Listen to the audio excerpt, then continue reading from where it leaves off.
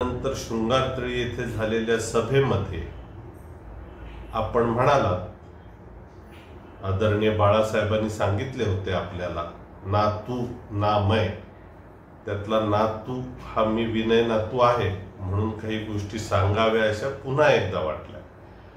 बाळासाहेबांनी आपणाला काही सांगितले होते, जसे युतीच्या वाटपात शिवसेनेनं ही हट्टानं जागा मागून घेतली होती, त्यामुळे त्याच्या उपाययोजनेची जबाबदारी ही शिवसेनेचीच होती. म्हणून आदरणीय बाळासाहेबांनी आपणाला सांगितले होते की प्रत्यक्ष विनय नातूंची भेट घ्या, तुम्ही त्यांच्याशी चर्चा करा. विनय नातूला जर पटले नाही तर मला फोन लावून द्या, मी फोनवर बोलेन, पण तुम्ही विनय नातूंची एकदा भेट घ्या, असे आदरणीय बाळासाहेबांनी आपणाला सांगितले होते. आपण मनाशी निर्णयही केलात, कार्यकर्त्यांनी आपल्याला चांगला सल्ला दिला.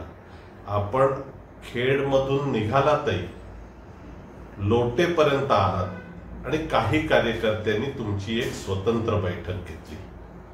आपले जिल्हा प्रमुख मार्गतामने ह्या माझ्या गावात थांबून होते, कारण त्यांनी माझ्याकडे येऊन आमच्या सर्व कार्यकर्त्यांसमवेत आमच्या कार्यकर्त्यांची भेट घेतली होती. आणि आमच्या गावातले जे साक्षीदार आता नाहीत, कैलासवासी मोहनराव चव्हाण यांच्या घरात आपले जिल्हा प्रमुख 3 ते 4 तास वाट बघत थांबले होते.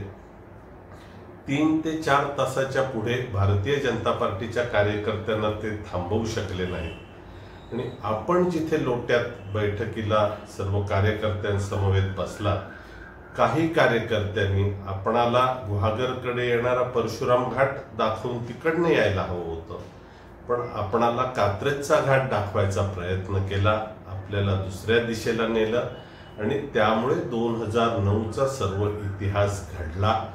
यातल्या तुटक गोष्टी लोकांपर्यंत माहिती होत्या, पण हा पूर्ण घटनाक्रम कधी ना कधीतरी सर्वांना माहिती असला पाहिजे आणि या निमित्तानं तो माहिती होईल.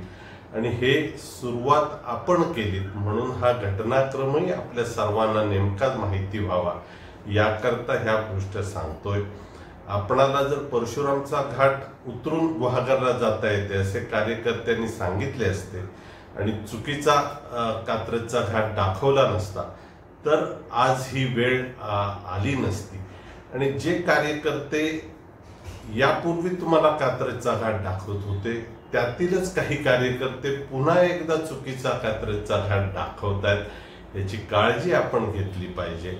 आणि जे महाराष्ट्रातल्या देशातल्या नेत्यांनी महायुतीच्या माध्यमातून महाराष्ट्रामध्ये 48च्या 48 जागा जिंकण्याचं जे ठरवलेलं आहे, हे 48 जागा जिंकण्याचं स्वप्न सत्यात उतरवण्याकरता आपण सर्व महायुतीच्या कार्यकर्त्यांनी जोमानं काम केलं पाहिजे. म्हणून ज्या झाल्या ह्या गोष्टी अनेक घडलेल्या आहेत, त्याची उजाळणी करत बसण्यापेक्षा आगामी 48 जागांचं उद्दिष्ट ठेवून नंतरच्या काळात पुन्हा एकदा डबल इंजिन सरकार आणायचं उद्दिष्ट आपण सर्वांनी ठेवावं. तुर्तास इतकेच. एबीपी माझा, उघडा डोळे बघा नीट.